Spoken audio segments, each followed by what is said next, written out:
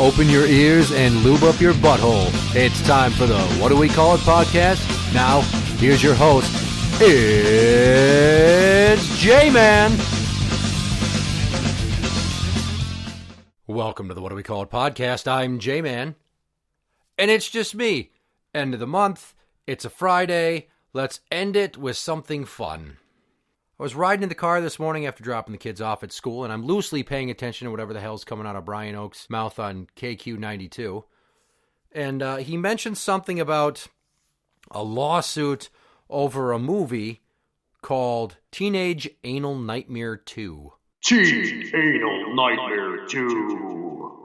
And my first thought was, boy, they're really getting loosey-goosey with these reboot titles these days. I mean, does Freddy Krueger even wear a glove in this one? And if he does, I imagine that they're not knives at the end of his fingers, but probably beef jerky textured, burned up, skin graphy looking fucking peignoirs. And he's just waiting for these bitches to fall asleep. And he comes out of the closet and he's like, "Oh, having trouble getting off to Dreamland, bitch? Let me lend you a hand." and then he just fucking takes the dick-fingered glove and he starts finger blasting, just rah, rah, rah, but he's going too hard, so she's like, ow, ow, it hurts. Oh my God, please stop. And he's just stabbing her so hard that he fucking punctures a bunch of her organs and gives her a fucking prolapse and they spill out of her pussy. That's actually not what the movie's about. It's not a weird porn parody-based sequel to A Nightmare on Elm Street. It's actually just an interracial pornography where white girls get fucked by a bunch of big dick black dudes in various positions, frequently being tag teamed by two at once because it's, quote, their worst nightmare, which is racist and a subgenre of porn at the same time. I don't fucking know. And then there's a final scene where it's a black dude and then a chick of like ambiguous ethnicity, and then the white chick gets involved and then they have a three-way. So the reason there's a lawsuit about this is because years ago, West Coast Productions, who made this movie and is known for Teenage Anal Nightmare 2. Teen Anal Nightmare 2. And others like it, they sued 9,729 BitTorrent users for illegally downloading the film. Gotcha, bitch! So we've had tons of lawsuits about illegal downloading. But those were years ago. Like, the original lawsuit in this case is from 11 years ago. And then it just got rejected for being too broad, with the company suing all these people and a judge ruling they had to be individual lawsuits. So then the company's like, fuck it, we'll go after individual users. And they had their attorney start serving summons papers of lawsuits and settlement offers to all these individuals. And one guy, in an interview that I read, he got this big envelope in the mail, and it was from his internet service provider. And it was thick, he said, so he got nervous. And he opens it up and he starts reading through it, and he sees he's being sued for a shit pile of money for illegally downloading this terrible porno, because it's honestly not that good. You can see shit like this anywhere. I don't know why they had to put it in the context of these poor white damsels in distress are scared of these black gangsters showing up with these monster cocks and fucking their throats to the point where it hurts to eat, or their assholes, because it's teen anal nightmare, until they can't shit right for a month. So the gentleman who they interviewed said as he read through the paperwork, he became petrified that his life was going to be over. He states, "I put myself through college. I didn't come from money. I'm a nurse. I have 3 kids. My wife is disabled." I don't know why that part was thrown in, maybe to cultivate a little bit of sympathy. But he's reading it to his wife, and she thought it was hilarious that he was in trouble for downloading a porno. Until he told her about the consequences, and she took it a little more serious. So he's hoping to settle out of court because he doesn't want the rest of his life to go like, oh my God, I was sued for downloading Teen Anal Nightmare 2. Teen Anal Nightmare 2. And everybody finds out that he had to pay all this money, and he's hoping to get off for the low, low price of the cost of the actual porno. The thing of this is I don't know anybody that illegally downloads shit, but to be quite frank, you go to any band's YouTube page, and if they have the audio only of entire albums, you go song by song and you copy the link to that video, into another website to convert it from MP4 to MP3, and then you've effectively stolen it. You don't need any sort of bit torrenting website like a Napster or a hard drive poisoning Kazaa. Quick and dirty. That's what you get these days. So I tried to find more information on if this lawsuit was still going or what the result was, but none of the information is more than 10 or 11 years old. So once upon a time ago, this flew under my radar when a lawyer from West Virginia filed 16,700 cases in the span of 2 weeks to get all these people that illegally downloaded porns, which apparently was this production company's way of trying to recoup some of the money from trying to charge people to watch others fucking when you can just Google all kinds of shit and see tons of videos on Brazzers, Xvideos, Xhamster, Pornhub. Come on. It's just funny that in this day and age, think about how we don't have to worry about that anymore. How quickly we consume media because it's all available. I mean, you could even get same-day releases of movies on HBO Max and watch them at home versus going to the theater and having to worry about somebody shooting you in the fucking face. Now me, I was never big on Napster. I used Kazaa. I don't think I used anything else back then, but it just made me think to all the albums that I had downloaded. Never movies, never video games, just albums. But was I playing Russian roulette with my own freedom that way? Apparently so.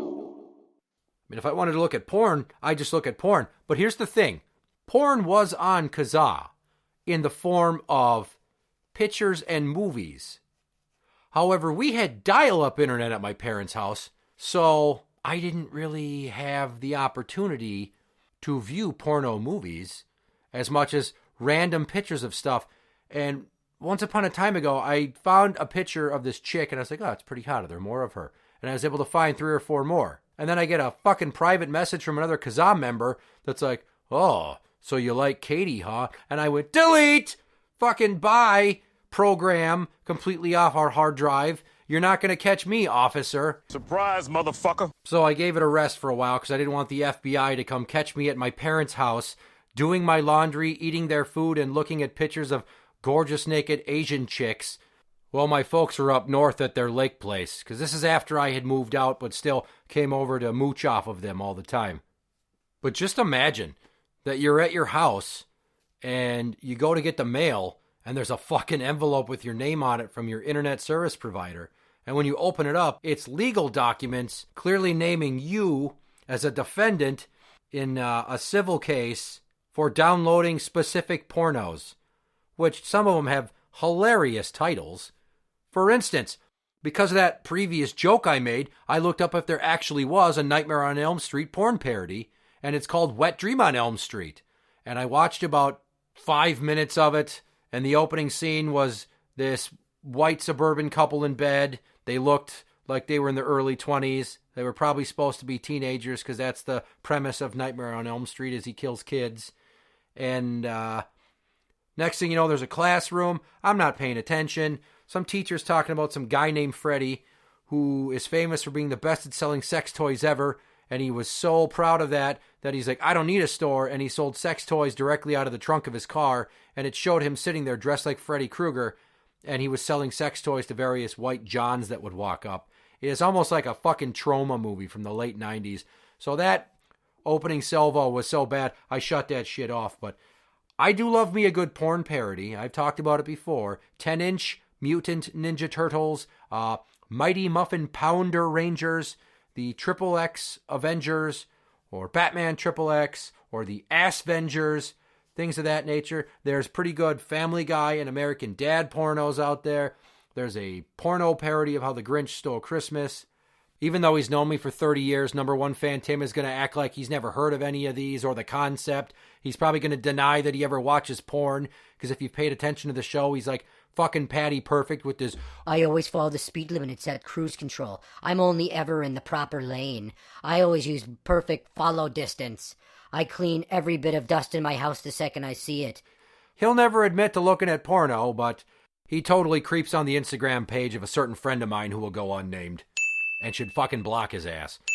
But anyways, imagine Tim. He works for the government. He works on a crew on the road. He's happily married. He's got his 4 kids. His life's pretty set living in the burbs. So imagine a guy like him gets a letter in the mail saying, hey, you've been looking up and downloading too much porn. We're suing you for thousands of dollars.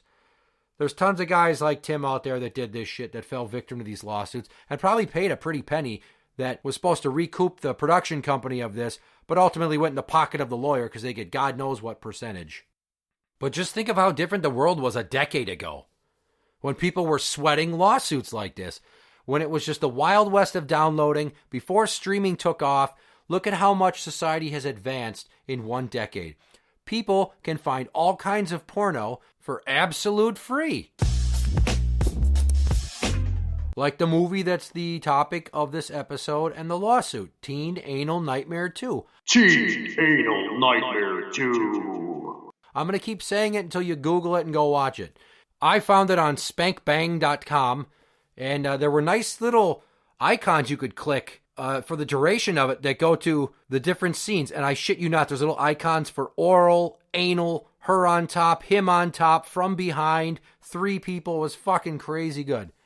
That's the world we live in now. You don't have to worry about the consequences of looking at porn because you don't have to download the whole movie. It's free all over the fucking place. And there's more porn sites than you've drawn breaths in your life, even if you're 100 years old. Now, my big takeaway from this was, what a nightmare scenario. All of your kink out there for someone to know and see. Oh, these are the movies you're into, and you're being sued for it, because that lawsuit is a matter of public record, which is why the guy who was questioned was sweating it so much, and all these defendants, I'm sure, were shitting their pants. Think of any of the stuff that you've watched when you've gone looking at porn. Some of it may be questionable. Vomit porn, scat porn, midgets, a bunch of guys going to town on a midget, granny gangbangs. What else was there? I watched a chick in Mexico blow a horse. These are just things that I'm curious. I'm like, does that exist? And then it does. You're like, Jesus Christ, there are human beings that are so hard up for money, they will do this shit. Think of whatever your particular brand of porn is that you don't want everybody to know, like your kids' teachers or your boss or even some of your friends. And suddenly, here's a packet stating that not only are you up shit's creek legally, but everyone's going to find out what the fuck you're in trouble for. Oh, dear God, no! I'm not even talking the guys that end up on To Catch a Predator or getting busted out for looking at kiddie porn. I'm talking regular porn with adults that most people will look at but not want to admit to for some weird fucking social hang-up, and everybody knows what you're into. Good luck looking anybody in the eyes for a while after that shit. Now today, you have most of your porn viewing on your phone when you're in the bathroom, so you're not doing it on a landline, but you still got the NSA keeping track of your Verizon records, who know how many times you've Googled Asian ass porn, or whatever you're into. Your only worry is if somehow you get caught in the act, because most spouses and girlfriends don't know how to look at your internet viewing history on your phone itself because you password locked that bitch. Unless you're a pussy, and then you guys trade passwords for trust so you can monitor each other to keep each other honest, which means you probably shouldn't be together in the first fucking place because you have trust issues. That's not a packet in the mail that stands to let everybody know just how fucking morally depraved you are, and then there's a price to be paid back to a production company that took the time and the money to find a house that was for sale and contact one of their realtor friends for a private showing and send over one guy with a camera, one guy with a boom mic, and another guy with a lighting rig, and then hire a couple of actors off the street to fuck some poor white girl retarded. All for the sake of making a buck, and they got ripped off. They're the ones that came up with the intellectual property of Teen Anal Nightmare 2. Teen Anal Nightmare 2. Even though the girls on camera were the ones that were being hastily penetrated by 2 hulking big black pony cocks and making god-awful sounds and hilarious faces on tape. Also, go watch Teen Anal Nightmare 2 on spankbang.com. Teen Anal Nightmare 2.